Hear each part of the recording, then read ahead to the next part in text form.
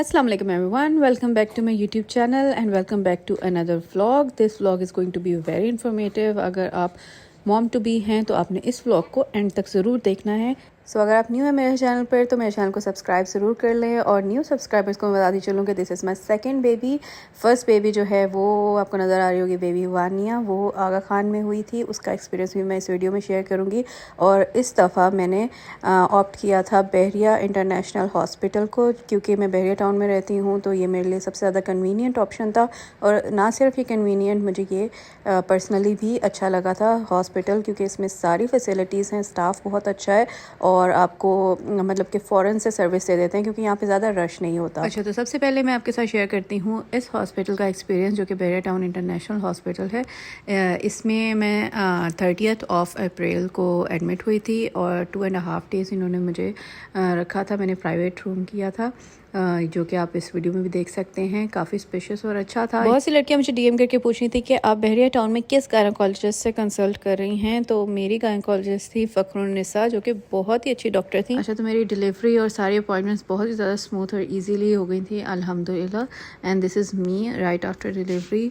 अच्छा, हमने ऑप्ट किया था सी सेक्शन के लिए, क्योंकि मेरा पहले भी सी सेक्शन हुआ था और इस बारी वो किसी भी किस्म का रिस्क नहीं लेना चाह रहे थे मेरे और मेरे बेबी के ऊपर। तो आपको भी अगर गायनी कहे कि आपको रिस्क नहीं लेना चाहिए तो अपनी और अपने बच्चे की जान को महफूज रखते हुए डॉक्टर की बात मान लेनी चाहिए। जो लड़कियां अड़ जाती हैं कि हमने सिर्फ नॉर्मल डिलीवरी करनी है, वो अपनी और अपने बच्चे की भी जान खतरे में डाली होती हैं, तो ज़रूर आपने डॉक्टर की बात माननी है। अच्छा, this is my second C section. तो इस सी सेक्शन का और इससे पहले जो सी सेक्शन मैंने आगा खान में करवाया था उसमें और इसमें बहुत ज़्यादा डिफरेंस है।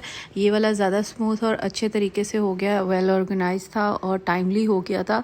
मतलब मेरे एडमिट होने के ऑलमोस्ट 3 आवर्स बाद मेरा जो है ऑपरेट हो चुका था और बेबी भी डिलीवर हो चुका था। जबकि आगा खान में उन्होंने मुझे 1.5 डे के लिए रखा, उसके बाद जाके ऑपरेट किया। उससे पहले मुझे ड्रिप्स वगैरह लगाते रहे, इन्होंने भी मुझे ड्रिप्स लगाई, लेकिन ये है कि विदिन 3 आवर्स मेरा ऑपरेट हो गया था और हर चीज़ बहुत ही स्मूथली हुई थी। जो मेरी गायनोकोलॉजिस्ट थी उसी ने ही सारा ऑपरेट किया, स्टिचेस भी उसी ने लगाए और हर चीज़ उसी ने ही कि ये नहीं कि कोई और उसकी जगह पे कर रहा था। जबकि आगा खान में जो मेरी डॉक्टर थी, उनका मुझे नाम नहीं अभी याद, लेकिन वहाँ पर एक्चुअली जो आगा खान है वो यूनिवर्सिटी प्लस हॉस्पिटल है, तो वहाँ पर जो स्टूडेंट्स होते हैं उनको एक्सपेरिमेंट के लिए वो डॉक्टर्स अपने साथ रखते हैं। तो मैंने खुद अपने कानों से सुना था जब वो स्टिचेस लगा रही थी, तो मेरी जो गायनोकोलॉजिस्ट थी आगा खान में वो नहीं लगा रही थी, उसकी जो स्टूडेंट उसके साथ खड़ी थी वो लगा रही थी। और वो आपस में डिस्कशन कर रहे थे कि ऐसा एक्सपीरियंस जो है ना तुम्हें कहीं नहीं मिलेगा, तो आगा खान में यहाँ पर मिल रहा है, तुम खुद से स्टिचेस लगा रही हो। तो फिर मुझे पता चला अच्छा ये जो मेरी गायनोकोलॉजिस्ट है वो तो मुझे स्टिचेस नहीं लगा रही।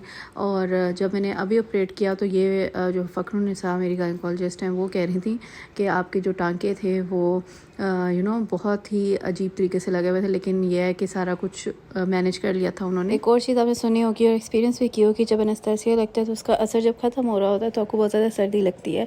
तो वो इसीलिए लग रही होती है क्योंकि AC टेम्परेचर में आपको ऑपरेशन के बाद रख दिया जाता है, जो कि मेरे साथ आगा खान में हुआ था। वहाँ पर इतनी मुझे सर्दी लगी थी, सारा मेरी बॉडी जो है बिल्कुल नीली हो गई थी, लेकिन यहाँ पर उन्होंने बहुत ही अच्छे से मैनेज किया था कि ऑपरेशन के बाद उन्होंने मुझे एक सेपरेट रूम में शिफ्ट कर दिया, जहाँ पर रूम टेम्परेचर था, AC नहीं चल रहा था, और मैनेज्ड टेम्परेचर में मेरी बॉडी को रखा जब तक एनेस्थीसिया का असर ख़त्म नहीं हो गया। और उसके बाद उन्होंने मुझे AC वाले कमरे में शिफ्ट किया, जिसकी वजह से मुझे बिल्कुल भी सर्दी नहीं लगी ऑपरेट के बाद।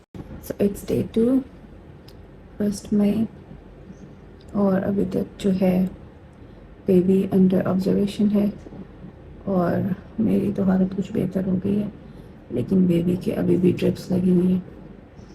So yes, this is the update. अच्छा, तो ये हुआ था कि ऑपरेट के बाद इन्होंने बेबी को 3 to 4 डेज़ के लिए हॉस्पिटल में रखा था, क्योंकि बेबी की जो ब्रीथिंग थी वो नॉर्मल नहीं थी, फास्ट थी। तो आप भी जिस भी हॉस्पिटल में अपना सी सेक्शन या अपनी डिलीवरी प्लान कर रहे हो तो इस चीज़ का ख़ास ख्याल रखना है कि वहाँ पर वेंटिलेटर हो बेबी का भी और मदर का भी, क्योंकि कोई भी इमरजेंसी हो सकती है और अचानक से आप लोग शिफ्ट नहीं कर सकते हॉस्पिटल। तो इसलिए बहुत ज़रूरी है कि उसी हॉस्पिटल में ही डिलीवरी करवाएं जहाँ पर सारी फैसिलिटीज़ अवेलेबल हैं। And this is me having my breakfast. बहुत ही अच्छे इन्होंने मील्स प्लान किए हुए थे।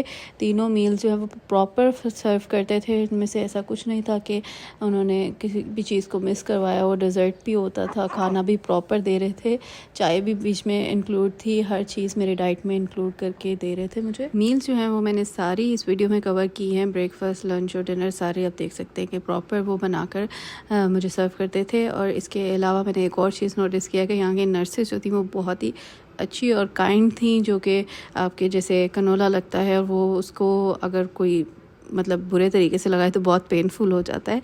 लेकिन ये वाला जो एक्सपीरियंस था मेरा बैरिया टाउन इंटरनेशनल हॉस्पिटल में, वो आगा खान से बेहतर इसलिए भी था क्योंकि वहाँ पे नर्सेज जो थी वो बहुत जालिम थी। वो बहुत ज़ोर से जो था आपको इंजेक्शन और कैनोलास वगैरह लगा रही होती थी, जिसकी वजह से डिलीवरी के बाद मेरे ऑलमोस्ट 2 वीक्स तक ब्रूसेस जो थे सारे बाजुओं में रहे और कोई जगह ऐसी नहीं थी जहाँ पर मेरे उन्होंने कैनोला ना लगाया हो। लेकिन इस दफ़ा के एक्सपीरियंस में इन्होंने मुझे आई थिंक 3 जगह पर कैनोला लगाया था और वो भी ब्रूसेस जो हैं ईजीली फेड अवे हो गए हैं। This is my last day here. 2 दिन गुजर चुके हैं और काफ़ी हद तक मेरे जो स्टिचेस हैं हील हो चुके थे। मैं थोड़ा बहुत चलना फिरना मैंने शुरू कर दिया था। ऑब्वियसली बहुत ज़्यादा पेनफुल होता है चलना। ये है कि आपको चलना पड़ता है पहले दिन से ही, ताकि आपके जो स्टिचेस हैं वो जल्दी हील हो जाए। अगर आप नहीं चलेंगे या लेटे रहेंगे तो आपके स्टिचेस जो हैं वो भी हील नहीं होंगे और ज़्यादा पेनफुल हो जाता है। और आज हमारा क्यूट सा बेबी नर्सरी में किसी को भी जाने के लिए अलाउ नहीं कर रहे थे और जो मदर और फादर वो विज़िट कर सकते थे सिर्फ, बाकी रिलेटिव्स को अलाउ नहीं कर रहे थे।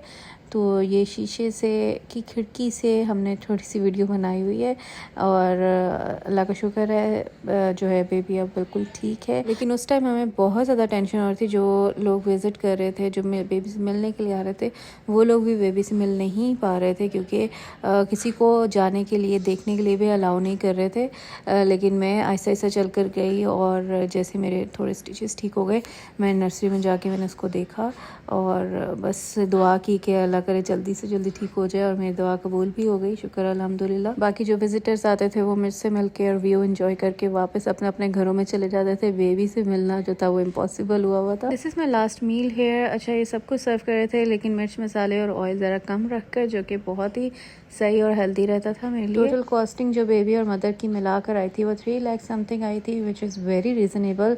और ये हॉस्पिटल भी so much value for money था। So that's all. मेरे लिए बहुत सारी दुआएं कीजिएगा। I will see you guys in my next video really soon. Till then, take care. Bye bye.